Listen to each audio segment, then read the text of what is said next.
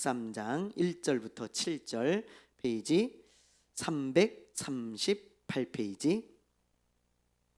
여호수아가 나이가 많아 늙음에 여호와께서 그에게 이르시되 너는 나이가 많아 늙었고 얻을 땅이 매우 많이 남아 있도다.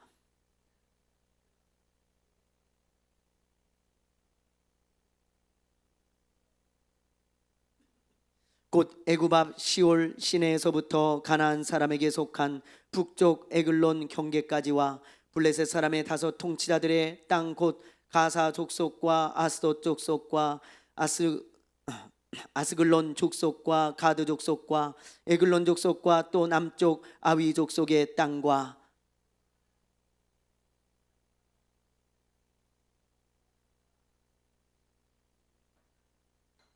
또 그발 족속의 땅과 해 뜨는 곳에 온 레바논 곧 헤르몬 산 아래 바알갓에서부터 하맛에 들어가는 곳까지와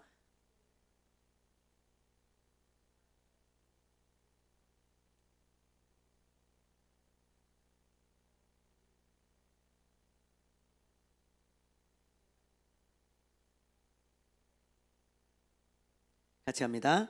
너는 이 땅을 아홉 지파와 므낫세 반 지파에게 나누어 기업이 되게 하라 하셨더라. 아멘. 날씨가 더운데도 이렇게 함께 참여하는 여러분들에게 너무 감사를 드립니다. 온라인으로 참여하는 분들도요, 너무 감사를 드립니다. 여호수아는요 크게 두 가지 주제로 나눌 수 있다 그랬잖아요. 1장부터 12장까지는 땅을 이제 차지하는 내용이고요. 그리고 13장부터 24장까지는 땅을 분배하는 내용입니다. 먼저 1절을 한번 보세요. 1절 우리 한번 읽어볼게요. 시작. 여호수아가 나이가 많아 늙음에 여호와께서 그에게 이르시되 너는 나이가 많아 늙었고 얻을 땅이 매우 많이 남아있도다. 안타깝죠. 여호수아가 이제 많이 늙었어요. 그래서 하나님이 주신 명령을 거의 다 수행을 했지만 이제 남아있는 땅들이 있는데 그것을 수행할 이제 나이가 아닙니다. 나이가 많이 들었어요. 출애굽 1세대 중에서 아직까지 살아남은 자는 딱 두 사람뿐이죠. 누구예요? 여호수아와 갈렙. 나머지는 광야 40년 동안 다 죽었어요. 그리고 여호수아와 갈렙만 살아남았으니까 이 두 사람이 나이가 제일 많은 거예요. 이 이스라엘 200만 명 중에 이 사람들이 제일 나이가 많은 사람들이다. 우리가 그렇게 보면 되겠죠. 여러분 이 당시 갈렙의 나이가 몇 살이라 그랬습니까? 지난주에 85세라 그랬잖아요. 그렇죠? 85세인데 여호수아는 몇 살이었을 것 같아요? 여호수아는 갈렙보다 나이가 약간 더 많아요. 한 100세 정도 됐습니다. 한 15살 정도 많았을 것으로 많은 학자들이 추정을 하고 있어요.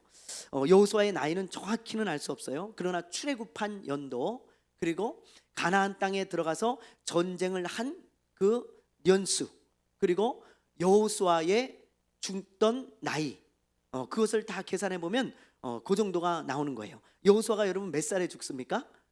몇 살에 죽어요? 110세에 죽거든요. 110세.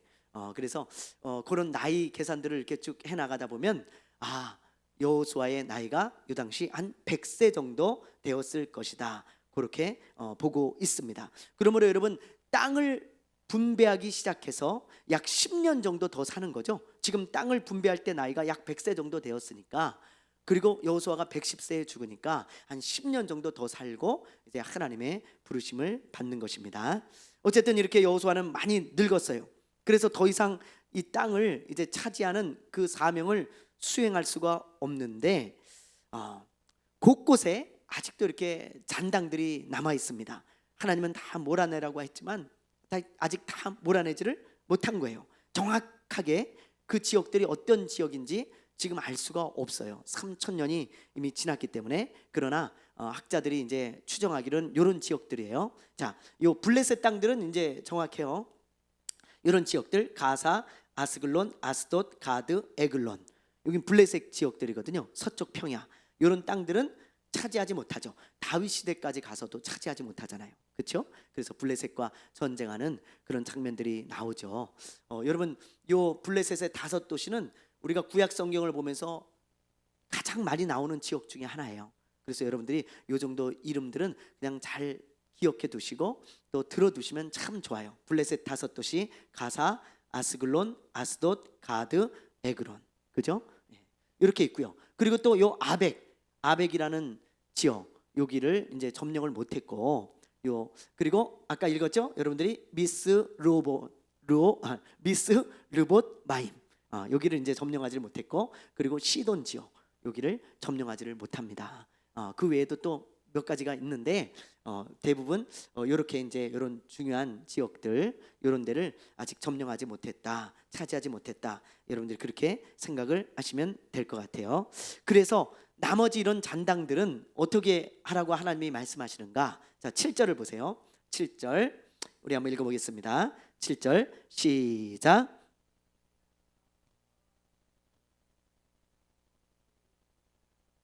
예, 하나님이 지금 뭐라고 말씀하세요? 너는 이 땅을 9지파와 므낫세의 반지파에게 나누어 기업이 되게 하라 하셨더라. 하나님께서요, 이 서쪽 땅을 나머지 9지파 반에게 나누어 준 다음에 그들로 하여금 각자 각 지파별로 나머지 잔당들을 다 해결할 수 있도록 그렇게 하나님께서 말씀하고 있는 거예요. 그래서 이제 땅을 여호수아야 나누고 그들로 하여금 이제 해결하게 해라. 너는 이제 나이가 많으니까 그걸 감당할 수 없을 거다. 그렇게 말씀하시는 것을 보게 되어집니다. 저는 이 말씀을 보면서 이런 생각을 했어요. 여러분, 가나안 땅에 들어가서 무려 7년 동안 전쟁을 했다 그랬잖아요. 그리고 여호수아가 앞으로 10년 동안 사는 가운데 이제 이 잔당들을 각 지파별로 이렇게 무찌르게 되어지는데, 여러분, 이 7년 동안 전쟁을 했지만 아직 점령하지 못한 땅들이 이렇게 많이 남아 있죠. 하나님께서 지금 7절까지 다 이야기하고 계시잖아요. 이렇게 많은 땅들이 남아 있다. 아직 점령하지 못한, 그렇게 말씀하고 있는데, 이렇게 아직 정복하지 못한 땅이 남아 있듯이 이 세상에는요, 미전도 종족들이 남아 있고요, 우리 주변에는요, 미전도 이웃이 남아 있다는 사실이에요. 제가 오늘 이 말씀을 묵상하는데 그게 묵상이 되어지더라고요. 7년 동안 전쟁을 했는데도 아직 차지하지 못한 땅이 있듯이 우리가 그렇게 전도를 해도 아직도 미전도 종족이 있고요, 아직도 미전도 이웃이 있다는 사실입니다. 여러분, 선교도요, 집중되는 나라들이 있어요. 강대국이라든지 잘 사는 나라라든지 중요한 나라라든지 이런 데는 이미 복음이 많이 들어가 가지고 지금 뭐 아주 기독교율이 높지요, 여러분, 그렇죠? 네. 믿는 자들이 많은데 아직도 미전도 종족들이 너무 많이 남아 있다는 것입니다. 어떤 자료에 보니까 선교사들이, 우리나라의 선교사님들이 약 한 40만 명 정도가 이렇게 파송되어 있는데 그 중에서 3.3%만이 미전도 종족에서 사역을 한다는 거예요. 이 40만이 우리나라 선교사님들만이 아니고 전 세계 선교사님들일 수가 있어요. 제가 지금 헷갈려요. 우리나라 선교사님들이 아니고 전 세계 선교사님들일 수 있는데 어쨌든 3.3%만이 미전도 종족에서 사역을 합니다. 여러분, 미전도 종족이 얼마나 많은 줄 아세요? 이렇게 많아요. 여기서 미전도 종족이라 함은 선교사님들이 뭐 한 번도 안 들어간 지역 뭐 그런 걸 말하는 게 아니고요, 선교사님들이 들어간 지역도 있고 안 들어간 지역도 있는데, 그런데 전도나 선교가 활발하게 이루어지지 않는 그런 나라들이에요. 그래서 뭐 1% 미만, 뭐 몇 프로 미만의 그런 나라들이나 종족들 있잖아요. 그런 데가 이렇게 많아요. 이렇게 점으로 찍어놨는데 이렇게 많아. 주로 여기 14,10창에 집중돼 있죠. 그래서 이 14,10창을 우리 이제 한국교회나 또 전 세계 교회들이 타겟으로 해가지고 이 미전도 종족을 그렇게 전도하고 선교하려고 아주 무지 애를 쓰고 있는데 쉽지가 않습니다. 그래서 이렇게 많은 미전도 종족들이 남아 있다라는 것을 우리가 알아야 됩니다. 그런데 하나님은 지금 뭐라고 말씀하세요? 이런 데도 관심을 가지라는 거예요. 너희 각 지파별로 이제 차지하지 못한 땅을 내가 도와줄 테니까, 내가 함께 전쟁하고 내가 함께 할 테니까 너희들 그런데도 관심을 가지고 나머지 잔당들이라고 해서 냅두지 말고 다 점령하라는 거예요. 하나님은 오늘날 우리들에게도, 우리 믿는 자들에게도 이것을 요구하십니다. 우리 믿는 자들에게도요, 이 잔당들, 이렇게 아직 남아있는 이런 미전도 종족들 관심을 끄지 말고 아직도 남아있는 이런 종족들을 향해서 기도하고 선교하고 후원하고 관심을 가져서 이 땅도 이 나라도 이 종족도 차지하라는 거예요. 여러분 아멘입니까? 아멘이에요. 그래서 우리가 이런 데에 많은 관심을 가지고 우리가 기도하고 선교하고 후원하는 그런 일들이 일어나야 하는 것입니다. 각 교회별로 지파별로 그 잔당들을 해치웠듯이 각 교회별로 우리가 관심을 가지고요, 선교사님들도 후원하고 미전도 종족에서 선교하는, 그렇죠? 그런 나라들을 위해서도 우리가 기도하고 그런 일들이 필요해요. 그래서 우리 교회에서도요, 미전도 종족 혹시 아주 열심히 성실하게 선교하는 분들이 있다면 좀 소개해 주시길 바래요. 그럼 우리 교회에서 또 후원도 좀 하고 같이 좀 기도도 좀 하고 그렇게 하게요. 그래서 이런 미전도 종족들에게도 여러분들이 많은 관심을 좀 가져야 하는 것입니다.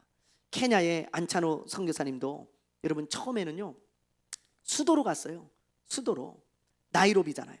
나이로비에 근데 가보니까 선교사님들이 너무 많아. 너무 많이 거기 집중돼 있는 거예요. 뭐 그럴 수밖에 없잖아요.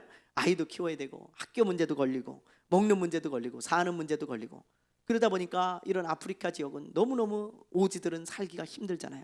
그래서 아이가 있는 선교사님들은 이 학교 문제나 뭐 이런 문제 때문에 그렇게 수도에 집중될 수밖에 없는 구조죠. 그런데 이 선교사님이 그 가서 보니까 너무 많다는 거야. 선교사님들이 거기 몰려 있어서. 그래갖고 생각을 했대요. 내가 여기 필요할까? 이렇게 많은 선교사님들이 있는데 내가 굳이 여기 필요할까? 그런 생각을 하고요, 아무리 생각해도 아니라는 생각 가운데 무작정 버스를 타고 가다가 만난 종족이 요 마사이 종족입니다. 마사이 종족 아주 오지예요. 네? 오지.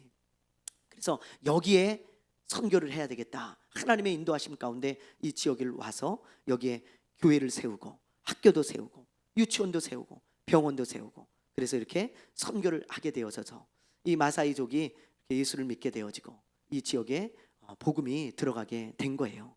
여러분, 이 미전도 종족, 이런 종족들을 우리가 좀 많은 관심을 가져야 됩니다.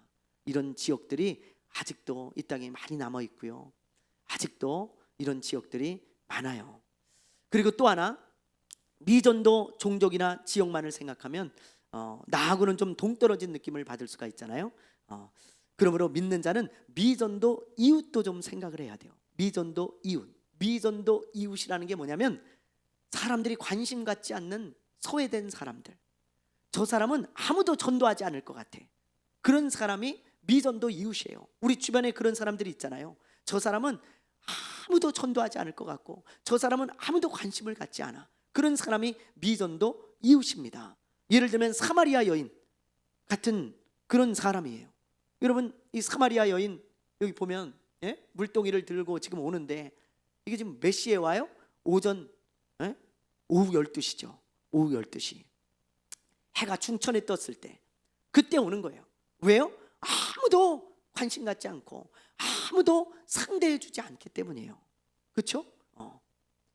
오전에 물을 뜨든 뭐 오후에 물을 뜨든 사람들이 손가락질만 하지, 남편이 6이라고 손가락질만 다 하지 한마디 말을 붙이는 사람도 없고 그를 긍휼히 여기면서 그를 보듬어 주는 사람이 없어. 그를 외롭고 쓸쓸한 여인이죠. 이런 사람이 미전도 이웃입니다. 예수님은 이런 여인에게 찾아가셔서 이 미전도 이웃을 전도하시고 복음을 전하셨어요. 관심을 가지고. 그렇잖아요. 우리가 관심이 없어서 그렇지 이런 사람이 여러분 우리 주변에 너무 많습니다. 진짜 많아요. 예수님이 이 여인을 찾아가서 전도하고 친구가 되셨듯이 우리도 이런 미전도 이웃에게 손을 내밀어 가지고 전도도 하고 친구가 되어져서 우리가 복음을 전하는 일에 우리가 쓰임 받았으면 좋겠습니다. 그럼 얼마나 좋겠어요? 아멘이죠? 예. 저도 이번 주에 우리 김점순 권사님 집에 신방을 갔었는데요. 거기 돌보미 아주머니에게 전도를 했어요. 예배를 드리려고 하면 항상 그러거든요. 전 나갔다 올게요. 그리고 이렇게 나가세요. 예? 많이 봤는데도 그래요. 많이 봤는데도 나갔다 올게요. 그리고는 나갔다 오거든요. 근데 어제는 함께 앉아서 예배 드리자고 그냥 그랬더니 웬일로 앉으시더라고. 그랬고 제가 더 깜짝 놀랐어요. 전 당연히 나갈 줄 알았거든요. 그래서 우리 권사님에게 말씀을 전하는 척하면서 그분에게 또 제가 말씀을 전했죠. 돌보미한테 죽은 다음에 갈 곳이 있어야 된다. 그러면서 우리 권사님한테 막 권사님을 보면서 권사님, 우리는 죽은 다음에 갈 곳이 있잖아요. 갈 곳이, 우리 권사님은 예수를 믿기 때문에 죽은 다음에 갈 곳이 있으니 얼마나 평안합니까? 뭐 몸이 좀 아프신 일이 있어도. 그러나 이게 영원히 아픈 것이 아니고 우리는 새하늘과 새 땅 천국이 있으니 권사님 얼마나 감사해요. 그러니 힘내세요. 그러면서 막 말씀을 전했더니 우리 권사님이 목사님 나 믿어요. 나 갈 곳 있다는 거 믿었는데 목사님 나 믿는데 왜 그런 얘기하냐고, 그런 투예요. 내가 안 믿는 게 아니고 믿어요 막 그러시더라고. 근데 저는 눈은 여기를 권사님 보고 있었지만 말은 여기다 한 거예요. 갈 곳이 있어야 된다고. 그래야 이 땅에서 우리가 지혜로운 삶을 사는 것이라고 제가 막 전했어요. 그리고는 올 때 그 아주머니에게, 아주머니 아까 들으셨죠? 갈 곳이 있는 사람이 돼야 됩니다. 갈 곳. 그러려면 예수 믿으셔야 돼요. 그리고는 왔어요. 우리 집사람도 아주머니 교회 좀 오세요. 이제 꼭 한번 오세요. 그리고는 이야기하니까 씩 웃더라고. 뭐 역정을 내지도 않고 뭐 언짢아하지 않고 그냥 씩 웃더라고. 이제 뭐 많이 이제 봤으니까 그렇게 좀 웃어주더라고요. 예. 여러분, 아무도 관심 없는 사람들, 그렇죠? 누구 하나 뭐 말도 안 걸 것 같은 그런 사람들 우리 주변에 참 많아요. 근데 우리가 그런 사람들한테 관심을 갖지 않으면, 미전도 이웃들 그런데 관심을 갖지 않으면 아무도 그들에게 복음을 전할 사람이 없습니다. 여러분, 우리가 미전도 종족들 관심을 갖지 않으면 아무도 그 나라나 그 지역에 그 지역을 위해서 기도하거나 선교할 사람들이 없어요. 그래서 여러분, 우리가 그런 사람들, 그런 나라들, 그런 이웃들에게 관심을 갖고 전도해야 될 줄로 믿습니다. 아직 우리가 차지하지 않은 땅, 차지하지 않은 사람들, 그런데 관심을 많이 가지시고 기도하시기를 주님의 이름으로 축원합니다. 아멘. 자, 우리 두 번째 말씀 보죠. 우리 8절부터 14절까지 말씀을 보겠습니다. 므낫세 반 지파와 함께 루벤 족속과 갓 족속과 요단 저편 동쪽에서 그들의 기업을 모세에게 받았는데 여호와의 종 모세가 그들에게 준 것은 이러하니,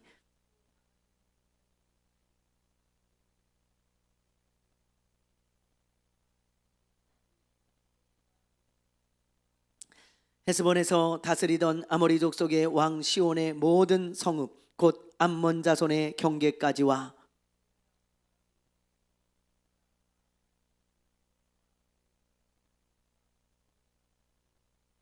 곧 르바의 남쪽 족속으로서 아스타롯과 에드레이에서 다스리던 바산 왕 옥의 온 나라라. 모세가 이 땅의 사람들을 쳐서 쫓아냈어도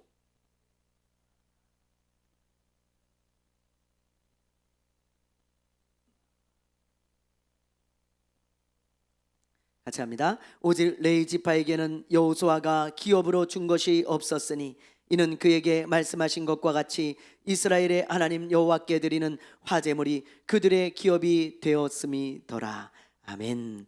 8절부터 14절까지는 요단 동편 땅을 받은 세 지파가 있죠. 어디입니까? 르우벤, 갓, 그리고 므낫세, 반 지파. 이 세 지파의 대략적인 범위를 소개하고 있는 거예요. 그리고 15절부터는 이제 한 지파씩 따로 떼어가지고 아주 자세하게 그 범위가 어딘지 설명하고 있습니다. 성경은요, 이런 방식으로 많이 전개를 해요. 먼저 뭉뚱그려서 크게 하나를 이야기하고 세분화해가지고 하나하나 자세하게 다뤄주고 있는 구절들이 참 많아요. 지금 그런 방식을 쓰고 있는 거예요. 자, 요단 동편을 차지한 지파의 땅은 이렇습니다. 여러분들이 이제 많이 봐서 아마 굉장히 익숙할 거예요. 요단 서편과 동편이 있는데 동편에 세 지파가 있죠. 위에 므낫세, 갓, 그 다음에 루벤입니다. 그렇죠? 여기는 바산 왕 옥의 땅이었는데 이제 모세가 여기를 차지해서 므낫세 반 지파에게 주고, 그리고 이 루벤은 시혼 왕의 땅이었는데 이렇게 루벤에게 주고, 갓은 요 가운데 딱 차지하게 되어지죠. 여러분, 그런데 12절에서 13절에 보잖아요. 그러면 요단 동편도 서편과 마찬가지로 아직 차지하지 못한 지역이 있는 것을 보게 되어져요. 자, 한번 보실래요? 우리 12절 말씀 한번 읽어볼게요. 시작. 곧 르바의 남쪽 남은 족속으로서 아스다롯과 에드레이에서 다스리던 바산 왕 옥의 온 나라라. 모세가 이 땅의 사람들을 쳐서 쫓아내었어도 그술 족속과 마아갓 족속은 이스라엘 자손이 쫓아내지 아니하였으므로 그술과 마아갓이 오늘까지 이스라엘 가운데서 거주하니라. 여호수아가 쓰여지던 그 시간까지 그술과 마아갓 사람들이 존재했다. 그렇게 말씀하고 있는 것입니다. 여러분, 이 그술과 마아갓 지역은요, 여기에요. 므낫세 위쪽. 그래서 바산 왕 옥에 있던 땅의 사람들이다 그랬죠. 이쪽이 옥의 사람들이거든요. 옥에. 그래서 이 므낫세 위쪽에 그술이라는 지역과 마아갓이라는 지역이 있었는데, 요 사람들 무리를 쫓아내지를 않은 거예요. 그렇게 지금 말씀하고 있습니다. 여러분, 여호수아서를 보면요, 이제부터 이제 우리가 분배하는 내용을 계속 보게 될 건데, 쫓아내지 않은 사람들을 굉장히 강조하고 있어요. 그 우리가 볼 땐 별로 안 중요한 것 같잖아요. 그거 다 못 쫓아낼 수도 있는 건데, 그런데 그 못 쫓아냈다는 구절을 한두 번 얘기했으면 되는데 계속 강조하고 있습니다. 하나님이 다 쫓아내라고 분명히 말씀하셨는데 이 사람들이 순종하지 않았어요. 그리고 다 쫓아내지 못한 거예요. 그래가지고 여러분, 나중에 이런 무리들 때문에 큰 고통을 당하게 됩니다. 큰 고통을. 마치 손에 박힌 가시처럼요, 계속 찌르는 거예요. 이스라엘 백성들은 아마 이런 생각을 했을지 몰라요. 이거 얼마 안 되잖아, 그렇지? 이거 뭐 작은 무리잖아. 그러니 뭐 무슨 일이 있겠어? 그런 생각을 했을지 모르지만 그 작은 불순종 때문에 마치 손에 가시가 박힌 것처럼 계속해서 찌르는 아픔을 경험하게 되어지는 거예요. 얼마나 이 사람들 때문에 이스라엘 백성들이 고통을 당했는지 몰라요. 우리가 이것을 보면서 깨달아야 될 게 있어요. 제가 이 말씀을 보면서 깨달은 게 있습니다. 그렇구나. 순종은 결국 누구를 위한 것입니까, 여러분? 나를 위한 거예요. 이게 너무 중요한 말씀이더라고. 순종은 결국 나를 위한 거예요. 이들을 남겨두면요, 이스라엘 백성들이 고통을 당하니까 하나님께서 내쫓으라고 말씀하신 거예요. 그러면서 순종하라고 말씀하신 것입니다. 다 내쫓아라, 그렇게. 그런데 이들은 순종하지 않았어요. 그래서 고통을 계속 당한 거예요. 그러므로 여러분, 순종은 하나님을 위한 것이 아닙니다. 1차적으로요. 하나님을 위한 것도 아니고요, 다른 사람을 위한 것도 아니고 나를 위한 거예요. 만약에 이스라엘 백성들이 그들을 다 내쫓는 순종을 했다면 그들은 고통을 당하지 않아요. 그런데 순종하지 않으니까 자기들이 고통을 당하는 거예요. 하나님은 너희들 고통당하니까, 고통당할까 봐 그걸 다 내쫓으라고 말씀하신 거죠. 하나님은 나에게 복을 주기 위해서 순종을 요구하십니다. 그게 1차적인 순종의 목적이에요. 여러분, 하나님이 나에게 복을 주시기 위해서 자꾸 순종하라고 말씀하셔. 이걸 깨달으면요, 순종을 안 할 수가 없죠. 여러분, 나아만 장군을 보세요. 나아만, 아람 나라에서 가장 존귀한 장군인데 나병 환자잖아요. 그렇죠? 나병 환자. 그러니 얼마나 괴로웠겠습니까? 이렇게 여름철에도, 더운 여름철에도 옷을 못 벗어. 이 사람은 반팔을 못 입어, 나시를 못 입고. 왜? 문둥병이니까요. 그 당시 문둥병자들은 진짜 저주받은 사람으로 여겼습니다. 근데 이 나하만 장군이 나라의 큰 영웅이에요. 영웅. 그러다 보니까 함부로 하지는 못하지만 너무 괴롭죠. 이 사람. 그러다 소문을 듣잖아요. 엘리사를 찾아가면, 저 이스라엘 땅에 있는 엘리사라는 사람을 찾아가면 병을 고칠 수 있다. 그래서 이제 병을 고칠 수 있겠구나, 그런 기대감으로 찾아가는데 엘리사는 나아보지도 않잖아요. 그것도 기분이 나쁜데 종을 시켜서 하는 말이, 저 요단강에 가서 7번 몸을 담궜다가 니네 나라로 그냥 돌아가라는 거예요. 그러니 얼마나 마음이 상했겠습니까? 그래서 화를 내면서 돌아가죠. 그런데 돌아가는 길에 한 여종이 이런 말을 해요. 주인님, 나 같으면 저 요단강에 들어갔다 가겠어요. 기분은 좀 나쁘지만 나병이 낫는 게 중요하잖아요. 그렇게 얘기를 하는 거예요, 이 나아만 장군에게. 저 같으면 그래서 기분이 좀 상하고 마음이 좀 좋지는 않지만 저 같으면 들어갔다 가겠어요. 근데 이 나아만 장군이 깨닫네요. 그걸 듣고. 그리고요, 그렇지, 그래, 맞아, 기분은 나쁘지만 이 나병만 날 수 있다면 들어갔다 가면 어때, 그까짓 거. 그리고는 그래, 여봐라, 길을 돌려라, 갔다 가자. 그리고는 가가지고 요단강에 딱 들어갔다 나오니까 깨끗하게 치료된 거예요. 하나님이 치료하셨어요. 그래가지고 이 나아만이 엘리사에게 찾아가잖아요. 예물을 들고, 진짜 하나님이 내 병을 고쳐주셨다고, 당신 말대로 하니까 하나님이 치료해 주셨다고, 그러면서 이 예물을 받으시오. 그러면서 엘리사에게 예물을 잔뜩 줍니다. 여러분, 그 내용을 우리가 잘 알고 있잖아요. 우리는 대개 하나님이 어떤 순종을 요구하잖아요. 그러면 나아만 장군처럼 반응할 때가 많아요. 어떻게 반응합니까? 먼저 화를 낼 때가 있어요. 하나님, 이런 것도 순종해야 됩니까?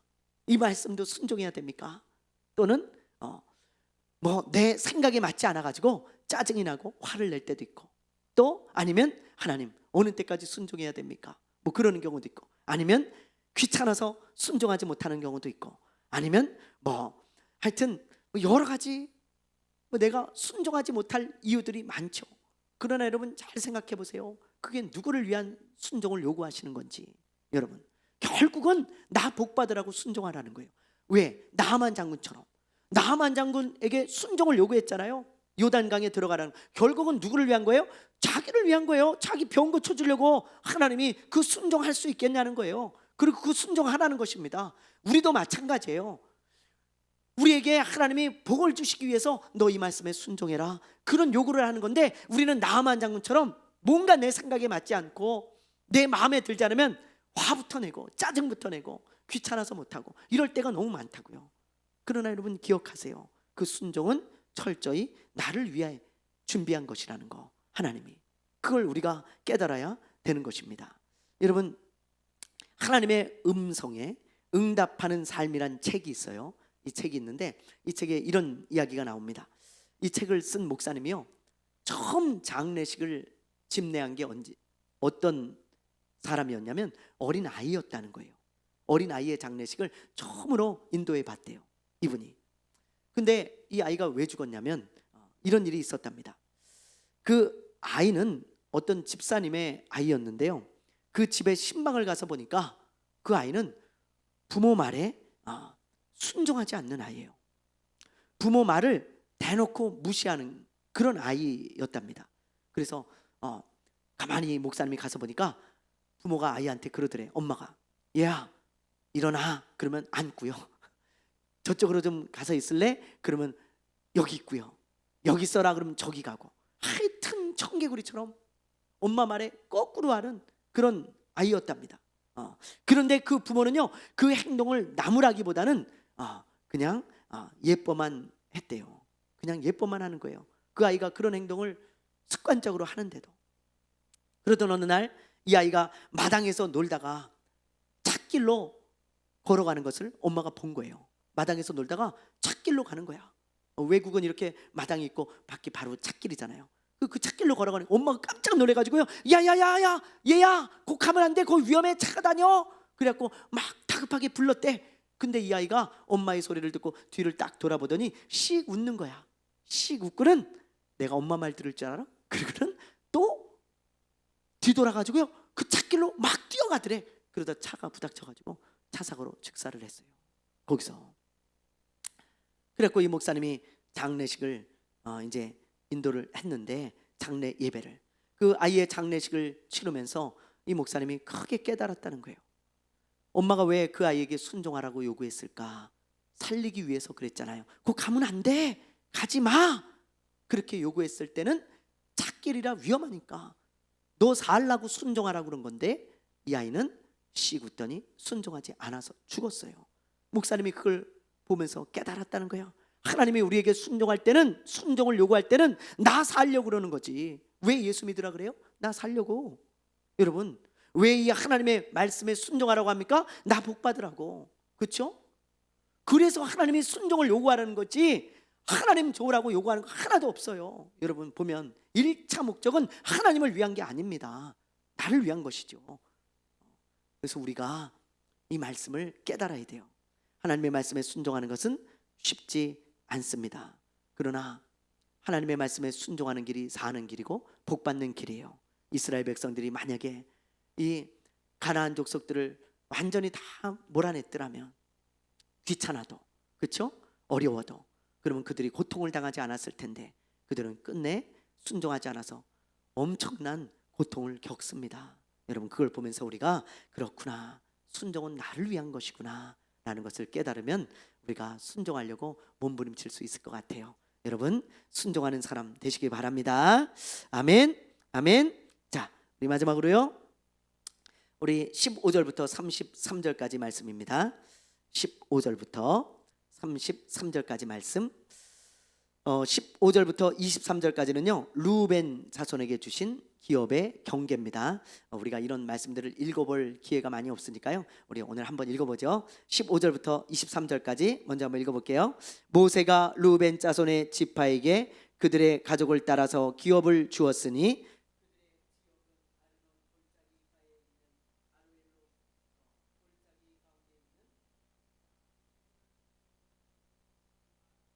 헤스본과 그 평지에 있는 모든 성읍과 디본과 바못바알과 벳바알 무온과 기라다임과 신마와 골짜기의 언덕에 있는 세렛 사할과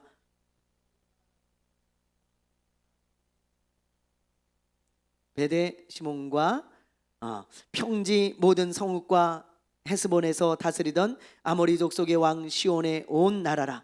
모세가 시온을 그 땅에 거주하는 시온의 군주들 곧 미디안의 귀족 에위와 레겜과 술과 훌과 레바와 함께 죽였으며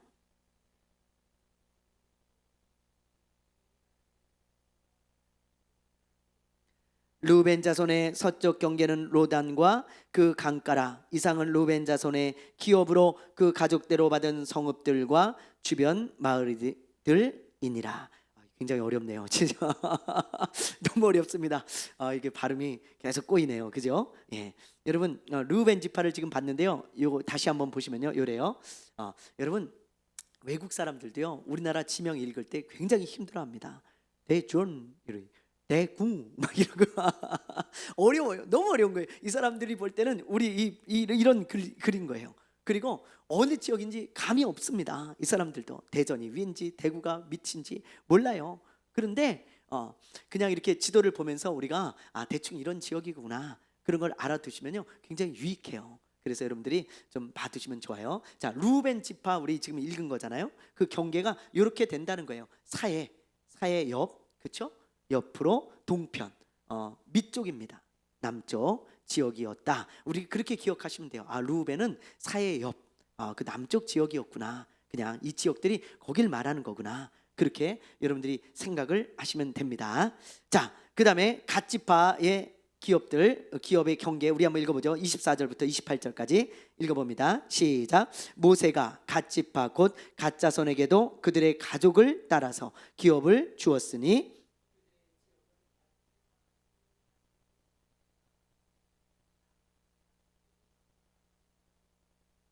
헤스본에서 라맛 미스베와 부도님까지와 마하나임에서 드빌 지역까지와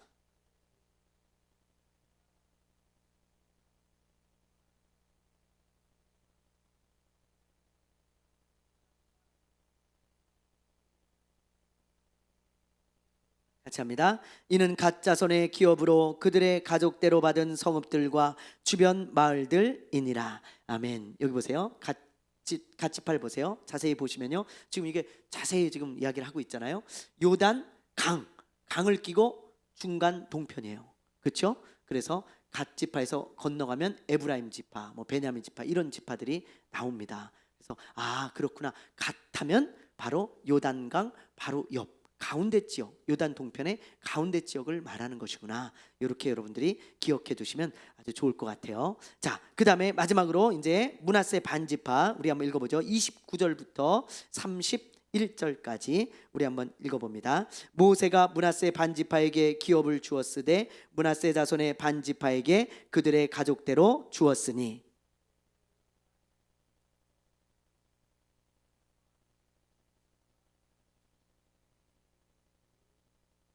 길르앗 절반과 바산 왕 옥의 나라 성읍 아스타롯과 에드레이라, 이는 므낫세의 아들 마길의 자손에게 돌린 것이니 곧 마길 자손의 절반이 그들의 가족대로 받으니라. 아멘. 우리 32절 33절 읽어볼까요? 요단 동쪽 여리고 맞은편 모압 평지에서 모세가 분배한 기업이 이러하여도 오직 레위 지파에게는 모세가 기업을 주지 아니하였으니 이는 그들에게 말씀하신 것과 같이 이스라엘 하나님 여호와께서 그들의 기업이 되심이었더라. 아멘. 예. 아까 봤지만 여러분, 이 므낫세 반지파는 위쪽 땅이라 그랬죠. 여기 요 겟네렛 호수, 갈릴리 호수, 그렇죠? 갈릴리 바다라고도 하고요. 요 갈릴리 바다를 끼고 동편 땅입니다. 이제 이해가 되시죠? 므낫세 반지파. 므낫세 지파는 요쪽에도 있죠. 서편 땅에도 그 반씩 나누어서 동편 서편을 차지했다. 그래서 반지파, 그렇게 절반 지파가 동쪽 편에 차지를 하게 되는 거예요. 자, 그런데 22절에 보면요, 동편의 땅을 나누는 이야기하고 전혀 상관없는 말씀이 나와요. 이걸 우리가 마지막으로 나누고 마치려고 합니다. 자, 22절을 한번 보세요. 22절 한번 읽어볼까요? 시작. 이스라엘 자손이 그들을 살육하는 중에 부올의 아들 점술과 발람도 칼날로 죽였더라. 여러분, 누구를 언급하고 있습니까? 발람. 민수기에서 우리가 살펴보았던 부올의 아들 기억나시죠? 예, 이 사람이에요.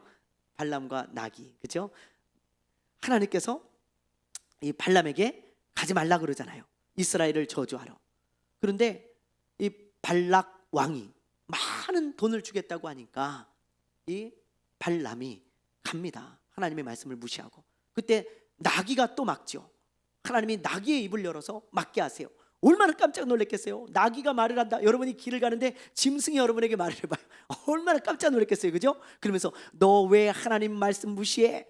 가는데 어떤 강아지가 나한테 얘기하면 너무 깜짝 놀랐을 것 같아. 그럼 엎드리겠죠. 우리 같으면 아유, 하나님 맞습니다. 그러면서 엎드릴 텐데 이 사람은 나귀를 때려, 오히려. 그렇죠? 예. 그러면서 그냥 왜 내 길을 막냐, 막 이런 사람이 바로 발람이었습니다. 그래도 말을 듣지 않으니까 하나님께서 그냥 놔두세요. 그렇죠? 그런데 여러분, 왜 이 발람이 하나님의 말씀을 무시하고 나기까지도 막는데도 왜 이 발람은 그 말씀을 무시하고 이스라엘을 저주하러 갔을까요? 여러분, 왜 갔을까요? 예, 베드로 후서 2장 15절 16절에 보면 나와요. 자, 우리 한번 읽어볼게요. 시작. 그들이 바른 길을 떠나 미혹되어 부올의 아들 발람의 길을 따르는도다. 그는 불의의 싹스를 사랑하다가 자기의 불법으로 말미암아 책망을 받되 말하지 못하는 나귀가 사람의 소리로 말하여 이 선지자의 미친 행동을 저지하였느니라. 여기 보면 선지자라고 번역을 해놨는데 선지자는 아닙니다. 점술가예요. 그냥 무당 같은 사람이에요. 근데 그냥 이제 선지자로 우리 성경에는 번역을 해놨어요. 자, 이 사람이 왜 이 길을 갔다는 거예요? 왜? 15절을 보세요. 불의의 싹스를 어떻게 하다가요? 사랑하다가, 즉 돈을 사랑했기 때문이라는 거예요. 여러분, 이 말씀을 우리가 꼭 기억해야 돼요. 여기 이 발람을 하나님이 또 언급하고 계시죠. 이 사람은 돈을 사랑하다가 이렇게 망한 사람이다. 그거를 다시 한번 언급해주고 있는 거예요, 여러분. 그래서 우리가 이 말씀을 꼭 마음에 기억해야 됩니다. 하나님은 우리에게 돈을 사랑하지 말라고 여러 군데서 경고하고 있어요. 돈을 사랑하지 말라고. 왜냐하면 돈을 사랑하는 사람 치고 끝이 좋은 사람이 없습니다. 끝이 좋은 사람이. 성경에 보면 돈을 사랑한 사람이 몇 명 나오잖아요. 유다. 보세요, 유다. 유다는 발람처럼 돈을 사랑한 사람이죠. 예수님의 12제자 중에 공동 돈을 관리하던 사람인데, 이 재정을 자기가 맡고 있으면 돈을 정말 잘 관리하는 게 자기 몫이잖아요. 임무고. 근데 오히려 이 사람이 돈을 훔쳐가. 이 돈을 그 정도로 사랑했다는 거예요. 자기가 관리를 해야 되는데 오히려 훔쳐가. 이건 돈을 사랑하는 사람이죠. 그래서 예수님을 결국 또 돈을 받고 팔지 않습니까? 그러다가 죄책감에 시달려 가지고 자살까지 하죠. 그러니까 끝이 안 좋아요. 이상하게 돈을 사랑하는 사람들은요, 끝이 안 좋습니다. 그 돈 때문에 재앙을 당하고 하나님의 심판을 당하거나 어려움을 당해요. 여러분, 그게 돈을 사랑하는 사람들의 말로예요. 또 아까 제가 이야기한 이 나하만 장군 이야기, 여러분 기억해 보세요. 그가 나병을 고침받았을 때 너무 감사해서 엘리야에게 예물을 줬다 그랬잖아요. 근데 엘리야는 그걸 끝내 거부합니다. 받지 않겠소. 그냥 가지고 돌아가시오. 고침받았으면 됐소. 하나님께 영광을 돌리시오. 그리고는 끝내 하나도 안 받아요. 10원 한 푼도. 그러자 그 엘리사의 종인 누가 마음이 언짢아해요?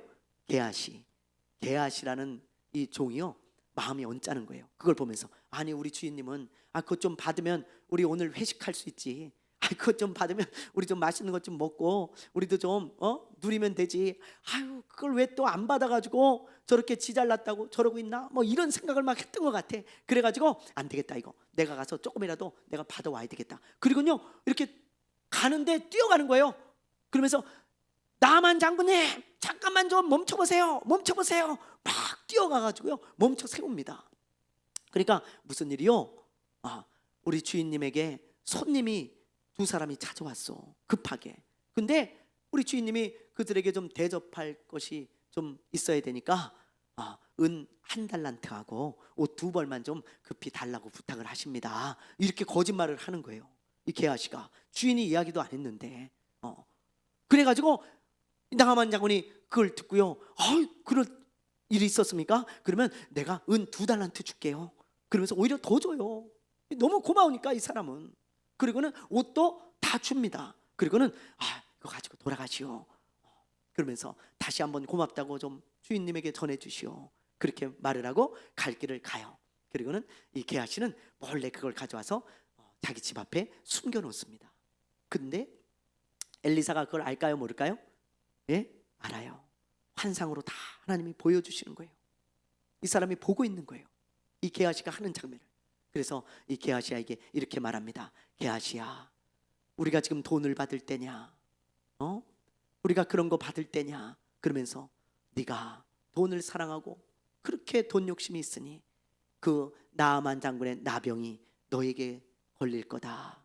그래가지고 이 게하시가요 나병이 걸려요. 참 평생 나병으로 고생하다 죽습니다.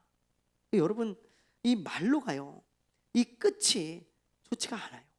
돈을 사랑하는 사람들. 얼마 전에 뉴스에 보니까 이런 방송이 나오더라고요.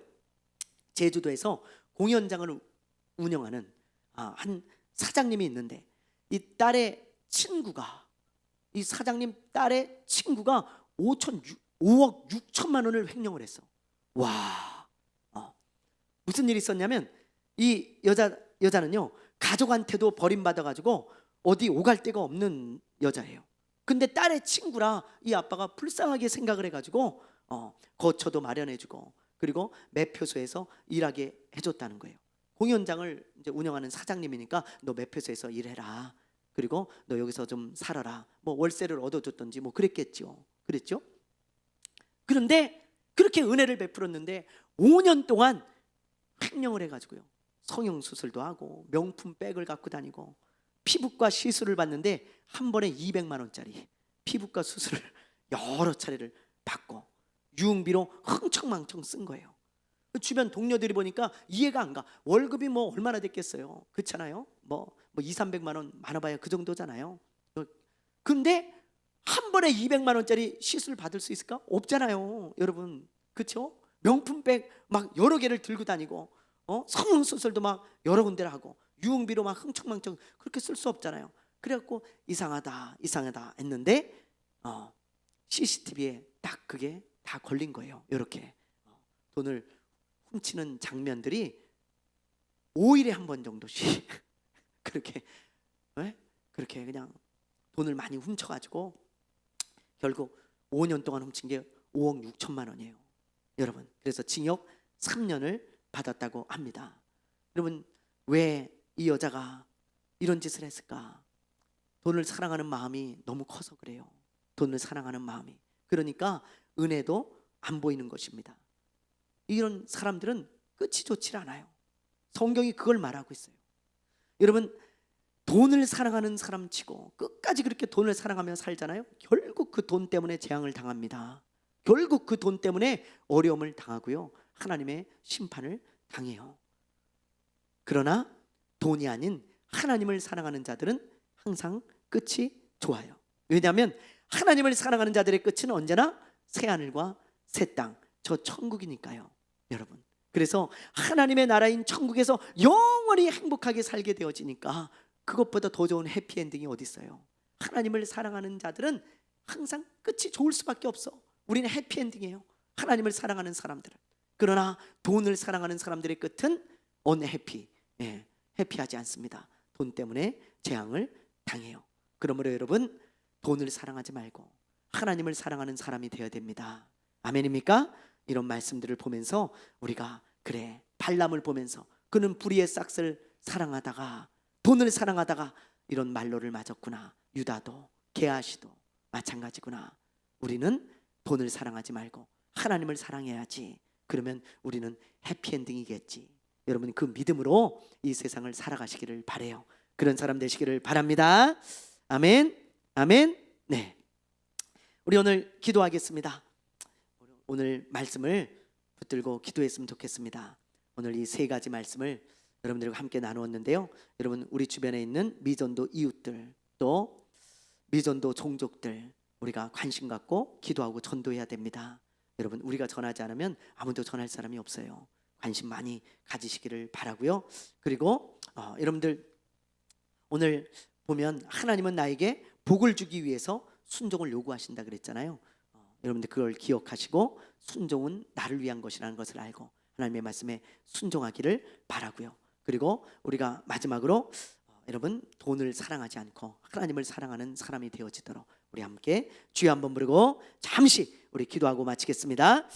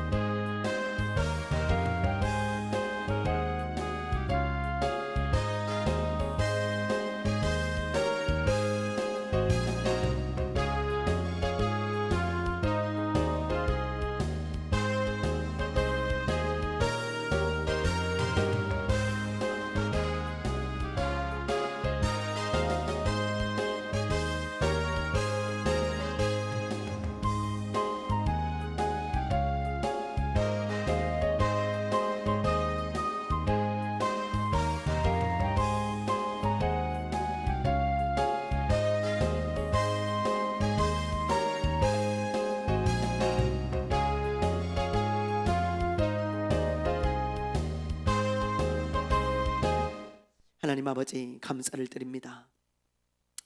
하나님, 이 나라 민족의 교회들이 미전도 종족에게 관심을 갖기를 원합니다. 그곳에서 선교하는 선교사님들을 위로하여 주시고, 하나님, 그들이 정말 미전도 전족에서 씨름하며 부족한 가운데서도, 연약한 가운데서도 하나님, 그 종족들을 붙들고 그 지역들을 붙들고 사역을 하고 있습니다. 하나님께서 동역자들을 붙여주시고, 하나님께서 재정도 채워주시고, 하나님께서 세임도 주시고, 하나님께서 위로하여 주셔서 그 미전도 종족들, 그 선교의 척박한 땅에서 전도하는 선교사님들을 기억하여 주시기를 원합니다. 그들의 자녀들을 기억하여 주셔서 하나님이 복을 주시고, 하나님 아버지, 정말 이 나라 민족의 교회들이 미전도 종족에게 관심을 가지고 더욱 기도하며 후원할 수 있는 넓은 마음도 주시옵소서. 특별히 우리 교회도 그런 선교사님들을 붙여주시고 동역할 수 있도록 은혜를 베풀어 주시기를 원합니다. 그래서 성실하게 아버지하며 정말 미전도 종족들을 위해 최선을 다하는 그런 아버지하며 선교사님들을 붙여주셔서 함께 동역하게 하시고 함께 기도하게 하시고 우리가 후원하게 하여 주시옵시고 함께 일할 수 있는 은혜를 주시옵소서. 또한 미전도 이웃들에게 하나님이 종과 우리 성도들이 전도하고 관심을 갖기를 원합니다. 그래서 우리를 통하여 사마리아인이 구원을 받은 것처럼 그 사마리아 여인처럼 구원을 받는 놀라운 역사가 일어나게 하여 주시옵소서. 또한 아버지 하나님, 하나님은 나에게 복을 주기 위하여 순종을 요구하십니다. 하나님의 말씀에 나를 위해 순종할 수 있는 믿음의 사람들, 순종의 사람들 되게 하여 주시옵소서. 또한 돈을 사랑하는 사람이 아니라 하나님을 사랑하는 사람이 되게 하여 주시옵소서. 그래서 우리의 끝이 언제나 해피엔딩으로 끝날 수 있도록 이 종과 우리 성도들의 삶을 책임져 주시옵소서. 붙들어 주시옵소서. 감사하며 예수님의 이름으로 기도드리옵나이다. 아멘.